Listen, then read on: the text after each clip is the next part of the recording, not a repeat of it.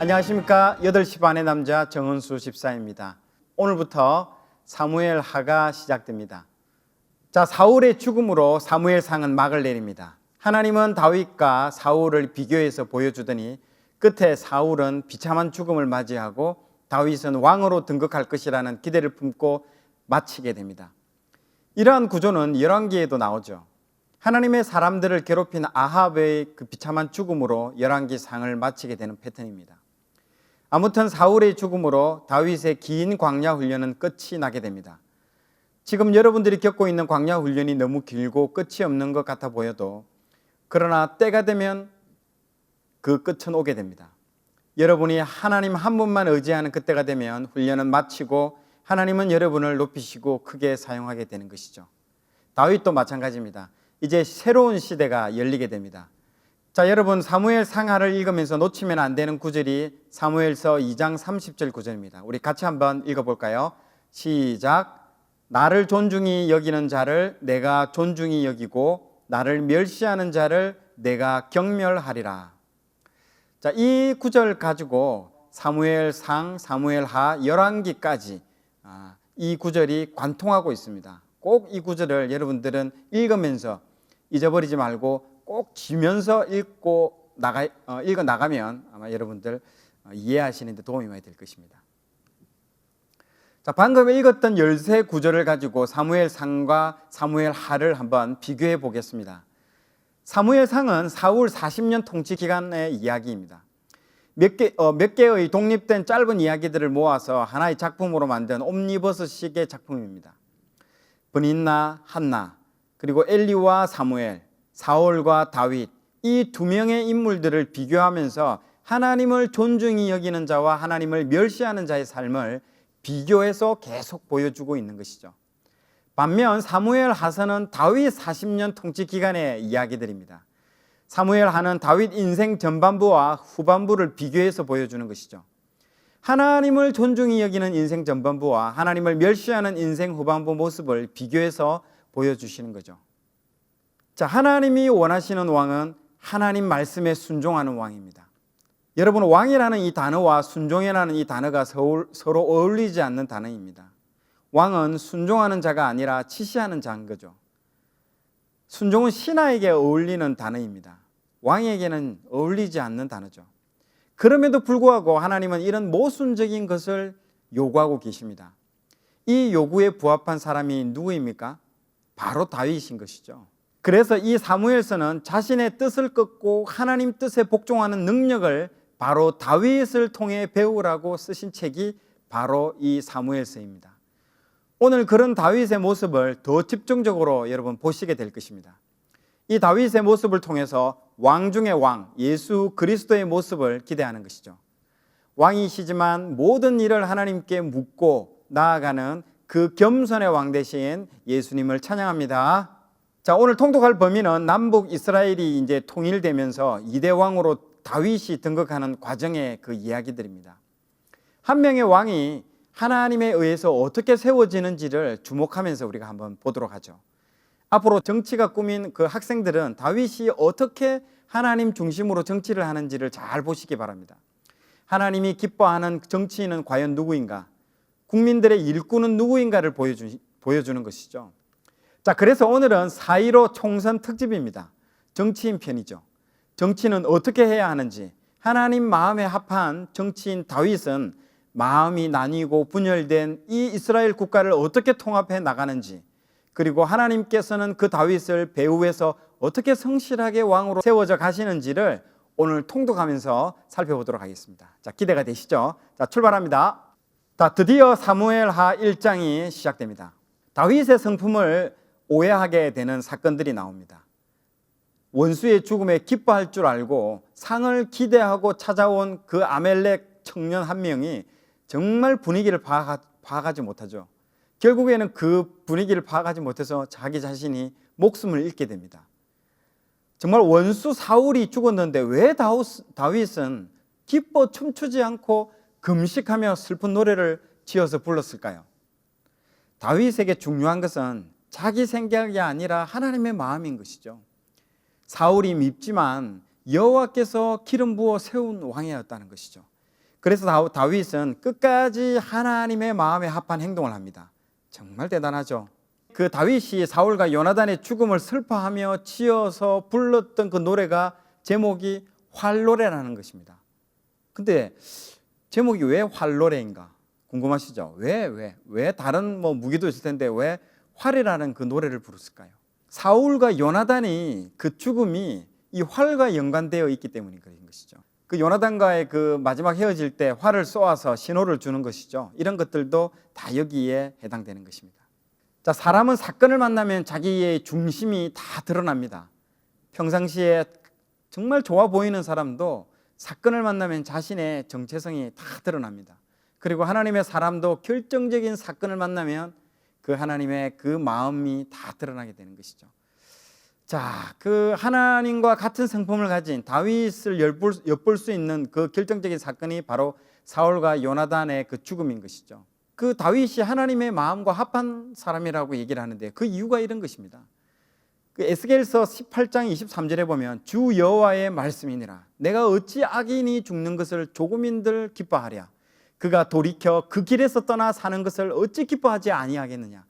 이게 하나님의 마음이라는 것이죠. 하나님께서는 나 악인도 죽지 않고 회개하고 돌이켜서 그들도 살기를 바라는 그 하나님의 마음이 이 다윗의 마음과 같다라는 거죠. 그래서 다윗은 그 사울과 요나단의 죽음에 결코 기뻐하지 않고 안타까워하는 그 모습들, 즉 하나님과 이 에스겔서에 나타나는 그 하나님 마음과 똑같다라는 거죠. 1장을 한번 읽어보도록 하겠습니다. 사무엘하 제1장.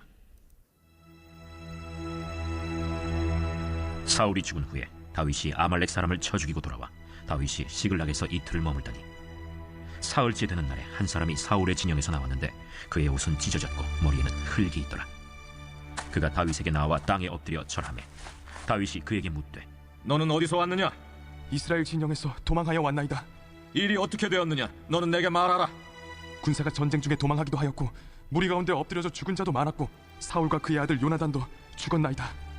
사울과 그의 아들 요나단이 죽은 줄을 내가 어떻게 아느냐? 내가 우연히 길보아 산에 올라가 보니 사울이 자기 창에 기대고 병거와 기병은 그를 급히 따르는데 사울이 뒤로 돌아 나를 보고 부르시기로 내가 대답하되 내가 여기 있나이다 한즉 내게 이르되 너는 누구냐 하시기로 내가 그에게 대답하되 나는 아말렉 사람이니이다 한즉 또 내게 이르시되 내 목숨이 아직 내게 완전히 있으므로 내가 고통 중에 있나니 청하건대 너는 내 곁에 서서 나를 죽이라 하시기로 그가 엎드려진 후에는 살 수 없는 줄을 내가 알고 그의 곁에 서서 죽이고 그의 머리에 있는 왕관과 팔에 있는 고리를 벗겨서 내 죽기로 가져왔나이다. 이에 다윗이 자기 옷을 잡아 찢으매 함께 있는 모든 사람도 그리하고 사울과 그의 아들 요나단과 여호와의 백성과 이스라엘 족속이 칼의 죽음으로 말미암아 저녁 때까지 슬퍼하여 울며 금식하니라. 다윗이 그 소식을 전한 청년에게 묻되 너는 어디 사람이냐? 나는 아말렉 사람 곧 외국인의 아들이니이다. 내가 어찌하여 손을 들어 여호와의 기름 부음 받은 자 죽이기를 두려워하지 아니하였느냐? 다윗이 청년 중 한 사람을 불러 이르되 가까이 가서 그를 죽이라. 그가 치매 곧 죽으니라. 내 피가 내 머리로 돌아갈지어다. 내 입이 내게 대하여 증언하기를 내가 여호와의 기름 부음 받은 자를 죽였노라 함이니라. 다윗이 이 슬픈 노래로 사울과 그의 아들 요나단을 조상하고 명령하여 그것을 유다 족속에게 가르치라 하였으니 곧 활노래라. 야살의 책에 기록되었으되 이스라엘아, 내 영광이 산 위에서 죽임을 당하였도다. 오호라, 두 용사가 엎드려졌도다. 이 일을 가데에도 알리지 말며 아슬론 거리에도 전파하지 말지어다. 블레셋 사람들의 딸들이 즐거워할까, 할례받지 못한 자의 딸들이 개가를 부를까 염려로다. 길보아 산들아, 너희 위에 이슬과 비가 내리지 아니하며 짐을 낼 밭도 없을지어다. 거기서 두 용사의 방패가 버림바 됨이니라. 곧 사울의 방패가 기름 부음을 받지 아니함 같이 됨이로다. 죽은 자의 피에서 용사의 기름에서 요나단의 팔이 뒤로 물러가지 아니하였으며 사울의 칼이 헛되이 돌아오지 아니하였도다. 사울과 요나단이 생전에 사랑스럽고 아름다운 자이러니 죽을 때에도 서로 떠나지 아니하였도다. 그들은 독수리보다 빠르고 사자보다 강하였도다. 이스라엘 딸들아, 사울을 슬퍼하여 울지어다. 그가 붉은 옷으로 너희에게 화려하게 입혔고 금노리개를 너희 옷에 채웠도다. 오라, 두 용사가 전쟁 중에 엎드러졌도다. 요나단이 내 산 위에서 죽임을 당하였도다. 내 형 요나단이여, 내가 그대를 애통함은 그대는 내게 심히 아름다움이라. 그대가 나를 사랑함이 기하여 여인의 사랑보다 더하였도다. 오호라, 두 용사가 엎드러졌으며 싸우는 무기가 망하였도다. 하였더라. 아멘. 네, 사무엘하 1장을 방금 여러분 읽었습니다. 여러분 사무엘하 1장 1절을 한번 펴보시겠습니까? 사무엘하 1장 1절에 첫 번째 시작되는 문구가 사울이 죽은 후에 다윗이 아말렉 사람을 쳐 죽이고 돌아와 다윗이 시글락에서 이틀을 머물더니, 자, 사무엘상이 서막을 열어야 됨에도 불구하고 실질적인 새 시대를 여는 장면은 바로 사무엘하부터 시작인 것입니다. 그것이 바로 그 문구가 바로 사울이 죽은 후에라는 이 구절부터 나오기 때문인 것이죠. 바로 그 다음에 누구의 이름이 나옵니까? 다윗인 거죠. 이러한 패턴은 성경 곳곳에 등장합니다. 한번 두 군데를 살펴볼까요? 여호수아서 1장 1절에 보면 첫 문장이 모세가 죽은 후에, 사사기 첫 문장이 여호수아가 죽은 후에. 자, 이제 하나님은 한 시대에 막을 내리고 새로운 시대에 서막을 알릴 때 쓰는 전형적인 패턴임을 여러분들 알아두시면 좋을 것 같습니다. 자, 2장입니다. 자, 유다 지파의 왕이 된 다윗, 이스라엘 전체의 왕이 아직 되기 전 단계인 헤브론으로 가서 유다 지파의 왕이 되는 스토리가 이번 2장에서 등장하게 됩니다. 자, 하나님의 마음에 합한 다윗이 또 여기 2장에서 또 등장하게 됩니다. 자, 길랏 야베스 그 사람들이 그 사울의 시신을 수습하는 장면인 것이죠. 그 다윗의 부하들은 길랏 야베스 사람들이 역적으로 몰기 위해서, 벌하기 위해서 말을 했는데요. 그런데 다윗은 오히려 길랏 야베스 사람들을 축복을 해줍니다. 이 사건을 통해서 다윗이 하나님의 성품을 닮은 사람인지를 또 한 번 보여주는 사건인 것이죠. 고려 말 조선 창업 당시에 그 정몽주를 그 선주교에서 죽였죠. 그 시신을, 정몽주의 시신을 누구도 수습하지 못한 이유가 바로 그 시신을 수습하는 순간 그 사람이 바로 역적으로 몰릴 수 있기 때문에 그렇게 하지 않는 것이죠. 그래서 아마 그 다윗의 부하들은 그 길랏 야베스 백성들을 혼을 내주라고 말했을 가능성이 높습니다. 그런데 다윗은 반대로 축복을 해주죠. 우리가 하나님의 그 마음을 모르고 성품을 모르는 것처럼 다윗의 부하들은 다윗 곁에 있지만 다윗의 마음을 모르고 있는 것입니다. 정말 한 마음 한 뜻 한 영으로 함께하는 것이 얼마나 중요한지 정말 모르는 것입니다. 자, 사무엘하 2장은 1장부터 7장까지를 먼저 한번 읽어보도록 하겠습니다. 제2장. 그 후에 다윗이 여호와께 여쭈어 아뢰되, 내가 유다 한 성읍으로 올라가리이까? 올라가라. 어디로 가리이까? 헤브론으로 갈지니라. 다윗이 그의 두 아내 이스라엘 여인 아히노암과 갈멜 사람 나발의 아내였던 아비가일을 데리고 그리로 올라갈 때에 또 자기와 함께한 추종자들과 그들의 가족들을 다윗이 다 데리고 올라가서 헤브론 각 성읍에 살게 하니라. 유다 사람들이 와서 거기서 다윗에게 기름을 부어 유다 족속의 왕으로 삼았더라. 어떤 사람이 다윗에게 말하여 이르되, 사울을 장사한 사람은 길랏 야베스 사람들이니이다. 다윗이 길르앗 야베스 사람들에게 전령들을 보내 그들에게 이르되, 너희가 너희 주 사울에게 이처럼 은혜를 베풀어 그를 장사하였으니 여호와께 복을 받을지어다. 너희가 이 일을 하였으니 이제 여호와께서 은혜와 진리로 너희에게 베푸시기를 원하고 나도 이 선한 일을 너희에게 갚으리니 이제 너희는 손을 강하게 하고 담대히 할지어다. 너희 주 사울이 죽었고 또 유다 족속이 내게 기름을 부어 그들의 왕으로 삼았음이니라. 아멘. 자, 이 이제 8장 이제 8절부터 시작되는 이제 이야기들이 남쪽과 북쪽의 이제 갈등 상황들을 이제 보여줍니다. 자, 북쪽은 이스라엘, 그리고 남쪽은 유다로 이게 지금 지도상으로 보인 것처럼 색깔로 지금 나눠져 있죠. 예, 분할로 통치하고 있습니다. 사울은 죽었지만은 그 사울의 그 후손 이스보셋, 사울의 아들이죠. 이스보셋이 통치를 하게 되고요. 북쪽은요. 훨씬 영토가 많고 11개 지파가 여기에 가담하게 됩니다. 반면에 다윗은 단 한 개 지파, 즉 유다 지파만 다윗이 통치를 하게 됩니다. 숫자 면에서 비교가 안 될 정도로 훨씬 북쪽이 강합니다. 그런데 이것을 나중에는 이제 뒤집고 남북이 통합되는데 이제 다윗이 그 2대 왕으로 등극하게 되는 것이죠. 그래서 이스보셋은 사울의 아들이면서 왕국 재건을 꿈꾸고 있는 것이죠. 그러나 아브넬이 그 실질적 리더이고요. 북이스라엘 11개 지파가 여기에 가담하고 있습니다. 다윗은 사울이 죽은 후에 헤브론으로 이제 이주하게 되면서 유다 지파의 왕이 되고요. 점점 이 북쪽은 약해지고 다윗은 점점 강해진다라는 그 표현들이 성경에 또 등장하게 되는 것이죠. 이제 남과 북이 대치되어 있는 국면에서 이제 한판 전쟁이 이제 벌어집니다. 그 첫 번째 전쟁이 기브온 물가 전투입니다. 기브온 그 목가 전투에서 그 위에서 지금 그 마하나임에서 북쪽 이스라엘에서 내려오고요. 이 베들레헴에서 위로 이제 올라와서 기브온에서 딱 부딪힙니다. 부딪히면서 전투가 벌어지는데 지금 화살표 방향처럼 아브넬이 도망을 가게 되는 것입니다.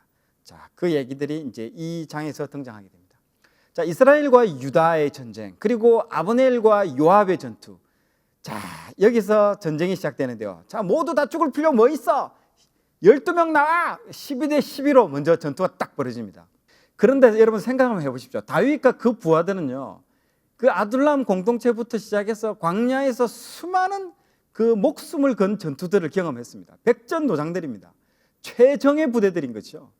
그런데 북이스라엘 아브넬 군대는 어떻게 보면 엘리트 군대, 약합니다. 이 사람들은 실전 경험도 좀 약하고요. 전쟁이 딱 붙었는데 누가 이기겠습니까? 하나님이 또 점점 다윗을 강하게 하심으로 이 전쟁은 뭐 도저히 아브넬이 이길 수가 없습니다. 딱 12명이 붙자마자 전면전이 이제 펼쳐집니다. 그러면서 아브넬이 몰리면서 도망을 가게 되는 것입니다. 자, 그런데 이 아브넬이 도망을 가는데요. 아브넬이 도망을 가는데 쫓는 사람이 한 명이 있었으니 바로 그 이름이 바로 아사헬입니다. 이 아사헬이 누구냐면 그림에서 나오는 것처럼 이 다윗의 조카들인 거죠. 다윗의 그 오른팔 왼팔 아주 그 용사들이 있는데 대부분 다윗의 조카들입니다. 다윗의 그 누이들이 스루야와 아비가일이 있는데요. 그 아비가일은 그 동명이인입니다. 자기 누나가 아닙니다. 자기 부인이 아닙니다. 자, 스루야는 아비세, 요압, 아사헬입니다. 그 아사헬이 있는데 오른팔인 그 요압도 있고요. 아비세도 있는데 이 셋째 동생인 이 아사헬이 걸음이 너무 빠릅니다. 이 우사인 볼트 수준으로 완전 막 고무신을 막 신고 뛰면 막 고무 타는 냄새가 날 정도로 너무 빨리 뜁니다. 이 아사헬이. 따라오지 말라고 아브넬이 너 정말 나 따라오지 말라고 경고를 줌에도 불구하고 공을 세우려고 계속 끝까지 추격하죠. 그래서 이 아브넬은요, 여러분들 보통 사람이 아닙니다. 아브넬은 그 예전에 그 다윗과 골리앗 전투 때에 그 당시에 군대 대장, 총 국방부 장관이 이 아브넬입니다. 전투에도 굉장히 능합니다. 이런 애송이 아사헬 정도는 식은 죽먹기로 죽일 수 있는 사람입니다. 그래서 결국에는 아사헬이 급하게 따라오다가 죽게 되는 것이죠. 이게 나중에 큰 문제로 이제 발전하게 됩니다. 8장부터 32절까지의 내용 한번 읽도록 하겠습니다. 사울의 군사령관 넬의 아들 아브넬이 이미 사울의 아들 이스보셋을 데리고 마하나임으로 건너가 길르앗과 아술과 이스라엘과 에브라임과 베냐민과 온 이스라엘의 왕으로 삼았더라. 사울의 아들 이스보셋이 이스라엘 왕이 될 때 나이가 40세며 2해 동안 왕위에 있습니다. 유다 족속은 다윗을 따르니 다윗이 헤브론에서 유다 족속의 왕이 된 날수는 7년 6개월더라. 넬의 아들 아브넬과 사울의 아들 이스보셋의 신복들은 마하나임에서 나와 기브온에 이르고 스루야의 아들 요압과 다윗의 신복들도 나와 기브온 못가에서 그들을 만나 함께 앉으니 이는 못 이쪽이요 그는 못 저쪽이라. 아브넬이 요압에게 이르되 원하건대 청년들에게 일어나서 우리 앞에서 겨루게 하자. 일어나게 하자. 하매 그들이 일어나 그 수대로 나아가니 베냐민과 사울의 아들 이스보셋의 편에 12명이요 다윗의 신복 중에 12명이라. 각기 상대방의 머리를 잡고 칼로 상대방의 옆구리를 찌르매 일제히 쓰러진지라. 그러므로 그곳을 헬갓 핫수림이라 일컬었으며 기브온에 있더라. 그날에 싸움이 심히 맹렬하더니 아브넬과 이스라엘 사람들이 다윗의 신복들 앞에서 패하니라.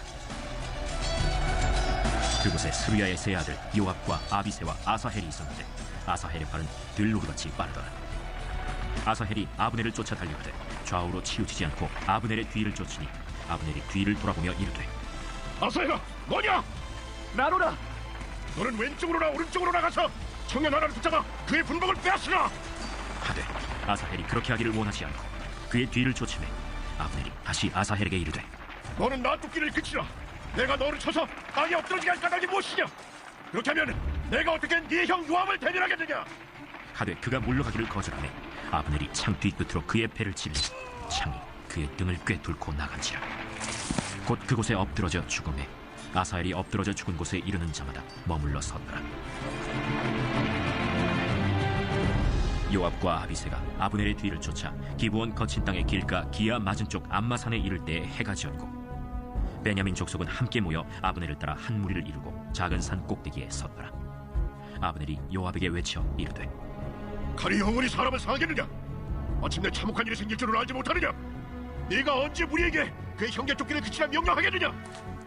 요압이 이르되 하나님이 살아계심을 두고 맹세하노니 네가 말하지 아니하였다면 무리가 아침에 각각 다 돌아갔을 것이요 그의 형제를 쫓지 아니하였으리라. 하고 요압이 나팔을 불매 온 무리가 머물러 서고 다시는 이스라엘을 쫓아가지 아니하고 다시는 싸우지도 아니하니라. 아브넬과 그의 부하들이 밤새도록 걸어서 아라바를 지나 요단을 건너 비드론 온 땅을 지나 마하나임에 이르니라. 요압이 아브넬 쫓기를 그치고 돌아와 무리를 다 모으니 다윗의 신복 중에 19명과 아사헬이 없어졌으나 다윗의 신복들이 베냐민과 아브넬에게 속한 자들을 쳐서 360명을 죽였더라. 무리가 아사헬을 들어올려 베들레헴에 있는 그의 조상 묘에 장사하고 요압과 그의 부하들이 밤새도록 걸어서 헤브론에 이른 때 날이 밝았더라. 아멘. 아주 치열한 전투 장면이 이제 벌어졌습니다. 방금 여러분들 2장 내용을 읽으셨는데요. 2장 1절을 한번 펴보시겠습니까? 2장 1절의 내용을 한번 여러분들 보시기 바랍니다. 그 후에 다윗이 여호와께 여쭈어 아뢰되 내가 유다 한 성읍으로 올라가리이까? 여호와께서 이르시되 올라가라. 다윗이 아뢰되 어디로 가리이까? 이르시되 헤브론으로 갈지니라 라고 이렇게 되어 있습니다. 다윗이 2장 1절에 참 하나님께 여러 번 묻고 또 묻습니다. 사무엘상 27장 1절에 한번 볼게요. 다윗이 그 마음에 생각하기를 내가 후일에는 사울의 손에 붙잡히리니 블레셋 사람들의 땅으로 피하여 들어가는 것이 좋으리로다. 사무엘상에서 위기 상황일 때 자신의 꾀로 자신의 지혜를 의지하여 이렇게 딱 되어 있죠. 다윗이 그 마음에 생각하기를 자신의 생각인 거죠. 자신의 꾀로 이제 했다는 거죠. 블레셋으로 망명한 다윗은 오랜 광야 생활 끝에 드디어 하나님께 묻는 자로 변화했다는 것이죠. 그래서 사무엘하 2장 시작이 이 말로 시작한다는 것이죠. 하나님께 2번이나 묻는 것으로 시작합니다. 블레셋에서 사울이 죽었다는 소식을 듣고 난 후 다윗이 갈 곳은 헤브론밖에 없었습니다. 그럼에도 불구하고 다윗은 당연한 것을 묻고 있습니다. 자신의 생각을 의지하지 않겠다라는 결심인 거죠. 다윗은 원래 하나님 중심이었지만 그래도 정말 자기 목숨이 위태로울 때는 결정적인 장면에서는 블레셋을 선택했죠. 그런데 이제는 완전히 변화된 것을 볼 수 있습니다. 자신의 뜻을 끊고 하나님께 순종하는 다윗을 볼 수 있는 거죠. 우리는 이 부분에서 다윗보다도 다윗 뒤에서 다윗을 다루어 가고 계시는 그 하나님을 우리는 주목해야 된다는 것이죠. 네, 3장입니다. 자, 3장은 아브넬과 이스보셋의 그 갈등이 상황들이 연출이 됩니다. 하나님과 함께 하지 않는 이 편들은 항상 이럴 수밖에 없는 것이죠. 아브넬이 다윗에게 북이스라엘을 넘겨주기로 이제는 결심을 하게 되는 것이죠. 자, 3장 1절에서 21절까지 내용부터 먼저 한번 읽어보도록 하겠습니다. 제3장. 사울의 집과 다윗의 집 사이에 전쟁이 오래매 다윗은 점점 강하여 가고 사울의 집은 점점 약하여 가니라. 다윗이 헤브론에서 아들들을 낳았으되 맏아들은 암논이라 이스라엘 여인 아히노암의 소생이요 둘째는 길르압이라 갈멜 사람 나발의 아내였던 아비가일의 소생이요 셋째는 압살롬이라 그술왕 달메의 딸 마아가의 아들이요 넷째는 아도니아라 학기스의 아들이요 다섯째는 스바디아라 아비달의 아들이요 여섯째는 이드르암이라 다윗의 아내 에글라의 소생이니 이들은 다윗이 헤브론에서 낳은 자들이더라. 사울의 집과 다윗의 집 사이에 전쟁이 있는 동안에 아브넬이 사울의 집에서 점점 권세를 잡으니라. 사울에게 첩이 있었으니 이름은 리스바요 아야의 딸이더라.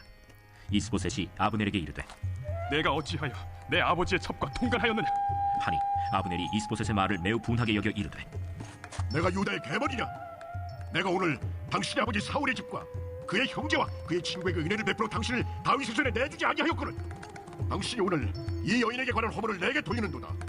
여호와께서 다윗에게 맹세하신 대로 내가 이루게 하지 아니하면 하나님이 아브넬에게 보리에 벌을 내리심이 마땅하니라. 그 맹세는 곧 이 나라를 사울의 집에서 다윗에게 옮겨서 그의 왕위를 단에서 부엘세바까지 이스라엘과 유다에 세우리라 하신 것이니라. 하매 이스보셋이 아브넬을 두려워하여 감히 한마디도 대답하지 못하니라. 아브넬이 자기를 대신하여 전령들을 다윗에게 보내어 이르되 이 땅이 누구의 것이니까?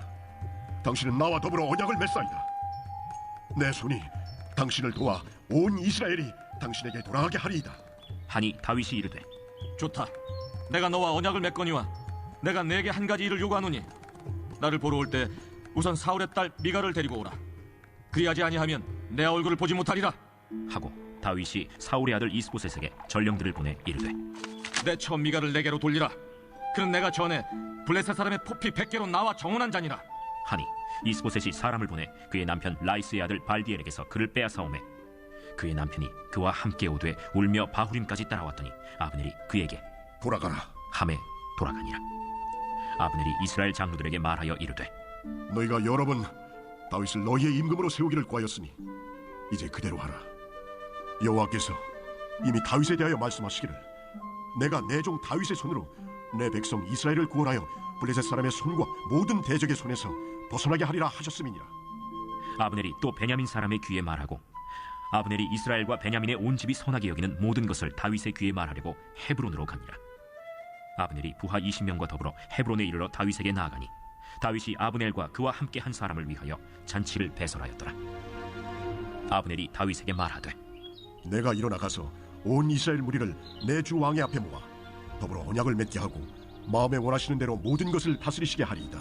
이에 다윗이 아브넬을 보내매 그가 평안히 가니라. 3장 21절까지 내용을 읽었는데요.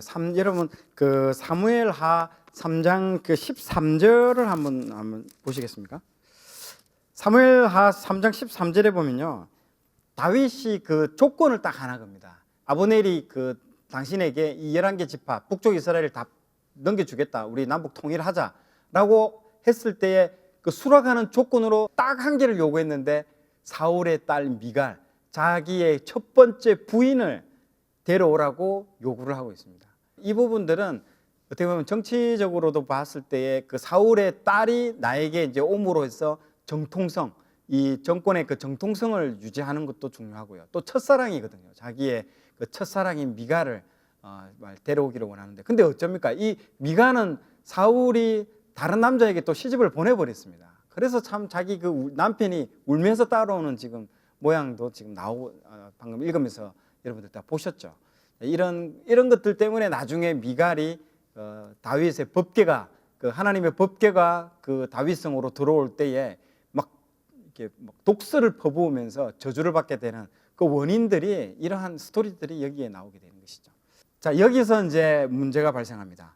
자, 평화협정을 잘 맺고 사인까지 서명까지 다 했습니다. 이제 다윗과 아브넬은 남북 통일을 이제는 거의 다 성사를 다 하고 사인까지 다 하고 이제 평안하게 돌아가고 있는 그런 타이밍이었습니다. 아브넬이 북쪽으로 평안하게 돌아가고 있는 그 타이밍에 요압이 갑자기 딱 등장합니다. 요압이 등장하면서 이제 자기의 동생 아사헬의 그 죽음에 대해서 오래전부터 복수심에 이제 불타 있었던 거죠. 그러면서 돌아가는 아브넬을 뒤쫓습니다. 뒤쫓아서 아이고 형님 좀 봅시다 하면서 딱 갑니다. 보르고 인사할 때 그 사람을 살해해 버립니다. 그런데 이 사건이 남북 통일을 앞두고 있어서 결정적인 요압의 실수가 되는 것입니다. 자, 여러분 생각해 보세요. 이스라엘 4대 일간지에 어떻게 나왔겠습니까? 평화의 사도 아브넬을 다윗이 무참히 살해하다. 요압이 죽였지만은 실상으로 그 정치적으로 우리가 봐도 그렇겠지만은 다윗이 요압을 시켜서 죽였다라고 오해할 수밖에 없는 상황인 거죠. 그래서 모든 사람들이 이 사건 때문에 마음이 차갑게 식어버립니다. 이 통일을 앞두고 있는 이 화해 무드에 정말 찬물을 끼얹어 버리는 정말 쇼킹한 뉴스입니다, 이게. 그래서 다윗이 어떻게 합니까? 정치적으로 최대 위기를 딱 맞게 되는 것이죠. 자기가 잘못한 것도 아니에요. 자기 부하가 정말 개인적인 복수 때문에 이 문제가 발생한 것이죠. 그래서 다윗은 어떻게 했냐?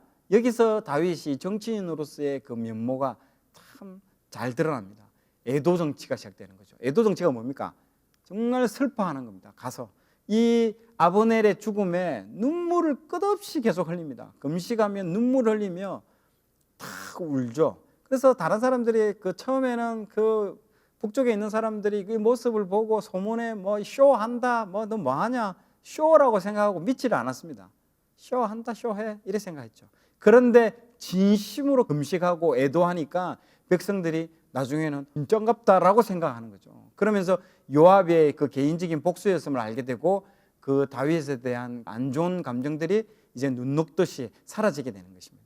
정치도 속임수로 하면 백성들이 다 압니다. 자, 보통 우리 정치인들이 이런 사과집에 가면 어떻게 합니까? 이런 애도 정치할 때도 아이고 아이고 하면서 아이고 사람들이 있나 없나 살피면서 사람들이 없으면 또 안 울죠. 보통 정치인들이 그 어떤 중요한 결정을 앞두고 보통 뭘 합니까? 단식을 하죠. 막 그 밥 굽기를 끊고 자기는 단식을 하면서 이제 뭐 결의를 보여주죠.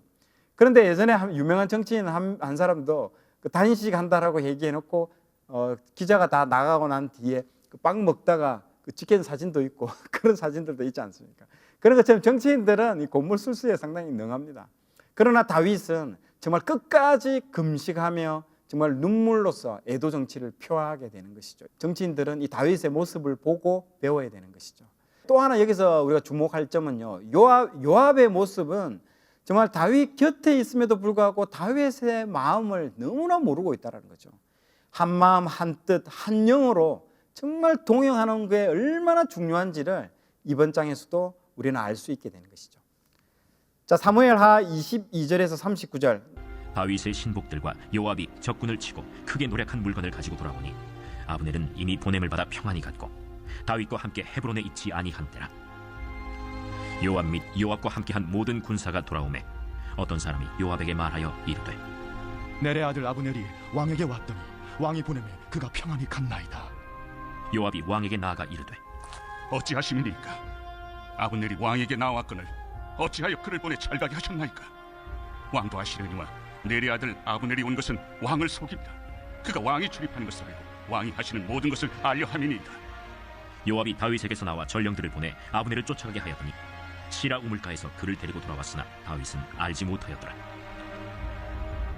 아브넬이 헤브론으로 돌아오매 요압이 더불어 조용히 말하려는 듯이 그를 데리고 성문 안으로 들어가 거기서 배를 찔러 죽이니 이는 자기의 동생 아사헬의 피로 말미암음이더라. 그 후에 다윗이 듣고 이르되 내의 아들 아브넬의 피에 대하여 나와 내 나라는 여호와 앞에 영원히 무죄하니 그 죄가 요압의 머리와 그의 아버지의 온 집으로 돌아갈지어다. 또 요압의 집에서 백탁병자나 나병 환자나 지팡이를 의지하는 자나 칼에 죽는 자나 양식이 떨어진 자가 끊어지지 아니할지로다. 요압과 그의 동생 아비새가 아브넬을 죽인 것은 그가 기브온 전쟁에서 자기 동생 아사헬을 죽인 까닭이었더라. 다윗이 요압과 및 자기와 함께 있는 모든 백성에게 이르되 너희는 옷을 찢고 굵은 배를 띠고 아브넬 앞에서 애도하라 하니라. 다윗 왕이 상유를 따라가 아브넬을 헤브론에 장사하고 아브넬의 무덤에서 왕이 소리를 높여 울고 백성도 다 우니라. 왕이 아브넬을 위하여 애가를 지어 이르되 아브넬의 죽음이 어찌하여 미련한 자의 죽음 같은고? 내 손이 결박되지 아니하였고 내 발이 착고에 채이지 아니하였거늘 불의한 자식 앞에 엎드려짐 같이 내가 엎드려졌도다. 하매 온 백성이 다시 그를 슬퍼하여 우니라. 석양의 뭇 백성이 나와 다윗에게 음식을 권하니 다윗이 맹세하여 이르되 만일 내가 해지기 전에 떡이나 다른 모든 것을 맛보면 하나님이 내게 벌 위에 벌을 내리심이 마땅하리라. 하매 온 백성이 보고 기뻐하며 왕이 무슨 일을 하든지 무리가 다 기뻐하므로 이날에야 온 백성과 온 이스라엘이 넬의 아들 아브넬을 죽인 것이 왕이 한 것이 아닌 줄을 아니라. 왕이 그의 신복에게 이르되 오늘 이스라엘의 지도자여 큰 인물이 죽은 것을 알지 못하느냐? 내가 기름 부음을 받은 왕이 되었으나 오늘 약하여서 스루야의 아들인 이 사람들을 제어하기가 너무 어려우니 여호와는 악행한 자에게 그 악한 대로 갚으실지로다 하니라. 아멘. 3장을 방금 다 읽었는데요. 이 요압의 참 어이없는 어떤 행동으로 인해서 돌출 행동으로 인해서 다윗이 정말 공경에 처하게 되는 것이죠. 요압은 이 정치적으로 여러 번 생각해 봤을 때도 이게 남북이 통일되고 나면 이 2인자 자리, 저 국방부 장관, 이 군대 장관 자리는 아마 아브넬이 차지할 가능성이 좀 있지 않았을까, 그런 위기감도 생각을 했을 것 같습니다. 그래서 자기 동생의 어떤 복수심, 그리고 이런 정치적인 위기감, 이런 모든 것들이 복합적으로 작용해서 이런 돌출 행동을 하게 된 것 같아요. 정말 한 마음 한 영 한 뜻, 정말 주인의 마음을 시원케 하는 자가 필요한데 요압은 아둘람에서부터 죽음을 같이 한 자리까지 다윗과 함께 했지만은 다윗의 마음을 모르고 계속 진행되어 가고 있다는 것들을 보게 됩니다. 자, 4장 한번 보도록 하겠습니다. 4장과 함께 이스보셋이 살해되는 그 이야기와 머비보셋의 이야기가 나오게 됩니다. 참 머비보셋의 이야기들은 뜬금없이 잠깐 여기 나오게 되는데요.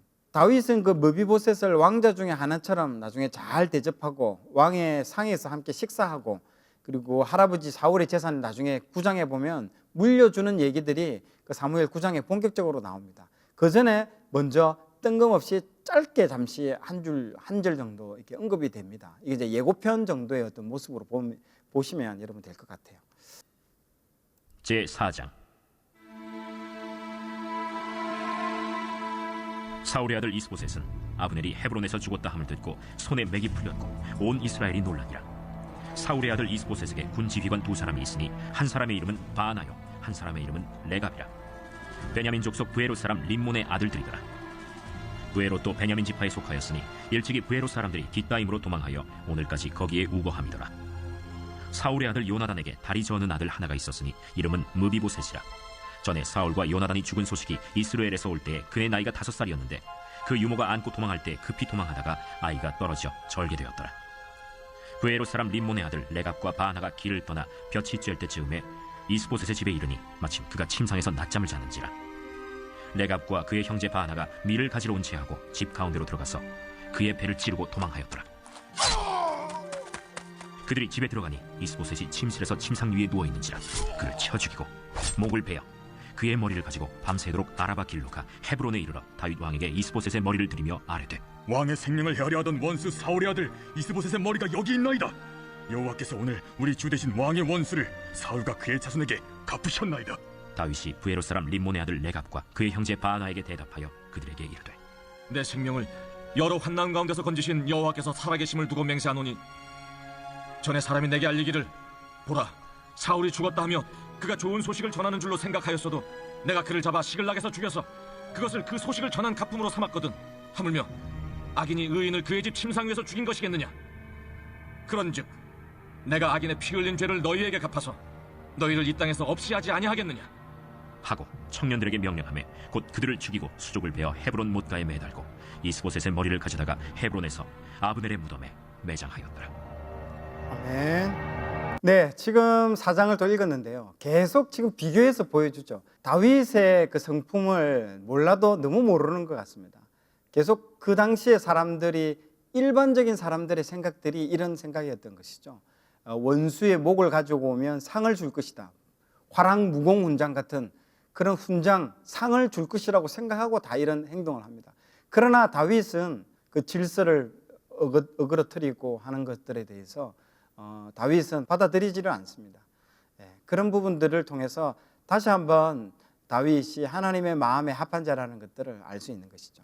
자, 5장입니다. 자, 현재 이스라엘 수도가 여러분 예루살렘입니다. 이 예루살렘이 수도가 된 유래가 된 이야기가 바로 이번 5장에서 등장합니다. 지금 여러분들 지도상으로 보고 있는 여부수족이라고 되어 있는데요. 이 여부수족이 살고 있는 이 성이 바로 난공불락의 성이었습니다. 성지 답사 가신 분들은 알겠지만 예루살렘은 아주 고지대에 있습니다. 700m가 넘는 높은 지대에 있죠. 그 고지대에 있는 성을 함락한다는 것은 정말 어려운 일입니다. 그래서 여호수아 당시에 정복하지 못한 4곳이 있었는데요. 지금 이 사사기에 등장하는 4곳, 즉 블레셋과 여부스와 그리고 에브라임 저쪽 지역과 그리고 무깃도 저 위에 있는 저 지역 4군데를 그 여호수아 당시에 정복하지 못했습니다. 정말 강한 곳이죠. 그 중에 한 곳이 그 여부스 지역입니다. 여호수아가 자기 평생을 걸쳐서 전쟁을 했지만 가나안 땅을 정복을 다 했다고 여러분들 생각하고 계시죠. 그런데 정복을 못한 곳이 있습니다. 그곳이 아까 이 4곳인 것이죠. 그런데 이곳을 다윗이 남북이 통일되고 난 이후에 첫 번째로 한 일이 이 예루살렘 성을 정복하는 일이었던 것이죠. 자, 어떻게 정복했는지 궁금하시죠? 이 여부수족이 살고 있는 이 성은요, 너무나 어렵고 난공불락의 성이었는데, 그래서 여부수족 우두머리가 자신의 성을 과신한 나머지 맹인과 다리 저는 자가 여기 그런 사람들을 보초로 세워놔도 우리는 무너지지 않는다라고 큰 소리를 칩니다. 그런데 어떻게 다윗이 정복했을까요? 바로 수구를 통해서, 그러니까 물이 들어오는 그 입구 수구를 통해서 그 성 안으로 침입해서 성문을 열어 제껴 버립니다. 그런 뒤에 성을 차지하게 되고 그 이후로 예루살렘은 남북 이스라엘의 그 통합된, 그 통일된 그 통치 수도가 이루어지게 되는 것이죠. 원래는 헤브론이 수도였는데 예루살렘을 수도로 변하게 된 이유는요, 바꾸게 된 이유는 이 국가적 통합 메시지를 다윗이 정치인으로서 보여준 것이죠. 자, 사울의 그 베냐민과 유다의 중심 헤브론 딱 그 중간 지점인 그 예루살렘을 수도로 정하면서 국가적 통합 메시지를 전 국민들에게 알려주는 것이죠. 자, 그리고 드디어 남북 통합 왕이며 이스라엘 2대 왕이 다윗이 등극하는 순간이 5장에 등장하게 되는 것이죠. 자, 1절부터 10절까지 내용들을 먼저 한번 읽어보도록 하겠습니다. 제5장. 이스라엘 모든 지파가 헤브론에 이르러 다윗에게 나와 이르되, 보소서, 우리는 왕의 한 굴욕이니이다. 전에 곧 사울이 우리의 왕이 되었을 때에도 이스라엘을 거느려 출입하게 하신 분은 왕이시었고, 여호와께서도 왕에게 말씀하시기를 내가 내 백성 이스라엘의 목자가 되며 내가 이스라엘의 주권자가 되리라 하셨나이다. 이에 이스라엘 모든 장로가 헤브론에 이르러 왕에게 나아오매 다윗 왕이 헤브론에서 여호와 앞에 그들과 언약을 맺음에 그들이 다윗에게 기름을 부어 이스라엘 왕으로 삼으니라. 다윗이 나이가 30세의 왕위에 올라 40년 동안 다스렸으되 헤브론에서 7년 6개월 동안 유다를 다스렸고 예루살렘에서 33년 동안 온 이스라엘과 유다를 다스렸더라. 왕과 그의 부하들이 예루살렘으로 가서 그 땅 주민 여부수 사람을 치려하매 그 사람들이 다윗에게 이르되, 내가 결코 이리로 들어오지 못하리라. 맹인과 다리 저는 자라도 너를 물리치리라. 그들 생각에는 다윗이 이리로 들어오지 못하리라 함이라. 다윗이 시온 산성을 빼앗았으니 이는 다윗 성이라. 그날에 다윗이 이르기를, 누구든지 여부수 사람을 치거든 물 깃는 데로 올라가서 다윗의 마음에 미워하는 다리 저는 사람과 맹인을 치라 하였으므로 속담이 되어 이르기를 맹인과 다리 저는 사람은 집에 들어오지 못하리라 하더라. 다윗이 그 산성에 살면서 다윗 성이라 이름하고 다윗이 밀로에서부터 안으로 성을 둘러싸음이라. 만군의 하나님 여호와께서 함께 계시니 다윗이 점점 강성하여 가니라. 11절부터 쭉 읽어 나가시면요, 두로왕 히람에 대한 이야기가 나옵니다. 다윗은 그 두로왕 히람이 와서 자신의 그 궁궐을 지어준 것에 대해서 정말 하나님께 대한 큰 감동과 감격을 받습니다. 하나님께서 자기를 이스라엘의 그 왕으로 세워주신 것에 대해서 이제 체험을 하는 것이죠. 그리고 이스라엘을 번영하게 하시려고 그의 나라를 높여주신 것에 막 깨달아지면서 얼마나 다윗이 감격해하고 뭉클한지를 알 수 있는 대목이 여기에 나옵니다. 그리고 그 두로왕 히람은 나중에 솔로몬이 성전을 건축할 때도 도움을 주는 부분들이죠. 또 다윗이 블레셋과의 전투 장면이 나오는데 두 번의 전투가 나옵니다. 블레셋과의 첫 번째 싸움은 하나님께서 바로 올라가자마자 다윗에게 올라가서 싸워라 라고 얘기하고요. 두 번째는 올라가지 말고 기다리고, 두 번째 싸움은 하나님께서 올라가지 말고 기습적으로 공격하라고 얘기를 합니다. 싸움의 대상과 장소는 동일한데요, 싸움 방법은 전혀 다릅니다. 왜일까요? 바로 다윗이 순종하는지 안 하는지 테스트 하시는 거죠. 그리고 다윗은 말씀하신 그대로 싸웁니다. 그리고 순종하는 다윗을 통해서 하나님께서 놀랍게 승리의 역사를 이루어 주시는 거죠. 11절부터 25절까지 내용을 읽도록 하겠습니다. 두로왕 히람이 다윗에게 사절들과 백향목과 목수와 석수를 보내매 그들이 다윗을 위하여 집을 지으니 다윗이 여호와께서 자기를 세우사 이스라엘 왕으로 삼으신 것과 그의 백성 이스라엘을 위하여 그 나라를 높이신 것을 알았더라. 다윗이 헤브론에서 올라온 후에 예루살렘에서 처첩들을 더 두었으므로 아들과 딸들이 또 다윗에게서 나니 예루살렘에서 그에게서 난 자들의 이름은 삼무아와 소박과 나단과 솔로몬과 이팔과 엘리수아와 네벡과 야비아와 엘리사마와 엘리아다와 엘리벨렛이었더라. 이스라엘이 다윗에게 기름을 부어 이스라엘 왕으로 삼았다 함을 블레셋 사람들이 듣고 블레셋 사람들이 다윗을 찾으러 다 올라오매 다윗이 듣고 요새로 나가니라. 블레셋 사람들이 이미 이르러 르바임 골짜기에 가득한지라. 다윗이 여호와께 여쭈어 이르되, 내가 블레셋 사람에게로 올라가리이까 여호와께서 그들을 내 손에 넘기시겠나이까? 올라가라. 내가 반드시 블레셋 사람을 내 손에 넘기리라 하신지라. 다윗이 바알브라심에 이르러 거기서 그들을 치고 여호와께서 물을 흩음같이 내 앞에서 내 대적을 흩으셨다 함으로 그곳 이름을 바알브라심이라 부르니라. 거기서 블레셋 사람들이 그들의 우상을 버렸으므로 다윗과 그의 부하들이 치우니라. 블레셋 사람들이 다시 올라와서 르바임 골짜기에 가득한지라. 다윗이 여호와께 여쭈니 이르시되 올라가지 말고 그들 뒤로 돌아서 뽕나무 숲을 맞은편에서 그들을 기습하되 뽕나무 꼭대기에서 걸음 걷는 소리가 들리거든 곧 공격하라. 그때에 여호와가 너보다 앞서 나아가서 블레셋 군대를 치리라. 하신지라.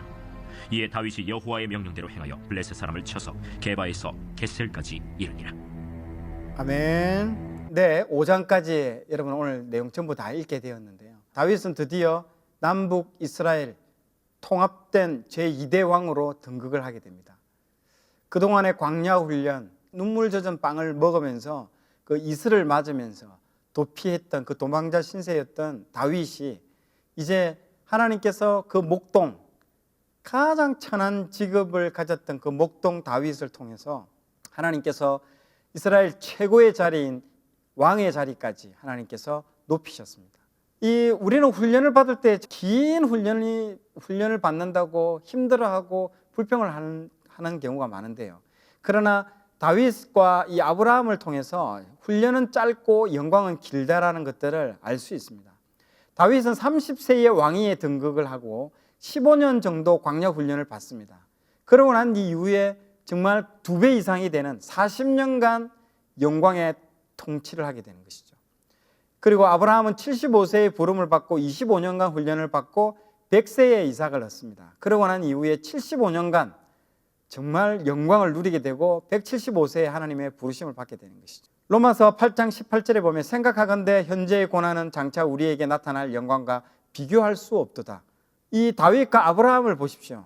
이 훈련받았던 기간보다도 그 이후의 영광의 기간, 정말 하나님께서 높이시고 그 영광스러운 그 시간들이 훨씬 깁니다. 이것은 나중에 우리가 이 땅에서 훈련을 받고 상급을 쌓으면서 나중에 영원한 나라, 하나님 나라에 갔을 때 우리가 받게 될 영광을 비유적으로 지금 상징적으로 말해주는 것과 같습니다.